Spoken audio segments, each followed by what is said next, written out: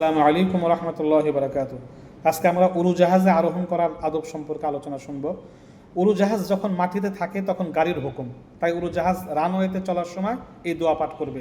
যখন রানওয়েতে থাকবে, উঠবে উপরে, সুবহানাল্লাযী সাখখারা লানা হাযা ওয়া মা কুন্না লাহু মুকরিনিন ওয়া ইন্না ইলা রাব্বিনা লামুনকালিবুন। উড়োজাহাজ যখন আকাশে উড়বে তখন জাহাজে চলার হুকুম।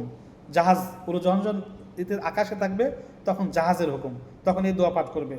বিসমিল্লাহি মাজরিহা ওয়া মুরসাহা ইন্না রাব্বি লাগফুরুর রহিম ওয়া মা কাদারাল্লাহু হাক্কা কদরিহি ওয়াল আরদু জামিআন ক্বাবদাতুহু ইয়াওমাল কিয়ামাতি ওয়াস সামাওয়াতু মাতউইয়াতুন বিয়ামিনিহি সুবহানাহু ওয়া তাআলা আম্মা ইউশরিকুন।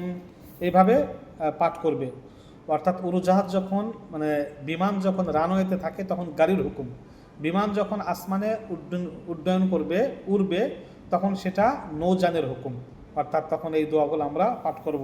আর অবশ্যই উড়োজাহাজে যাওয়ার সময় আল্লাহ পাকের কাছে বিশেষভাবে ক্ষমা প্রার্থনা করতে হবে।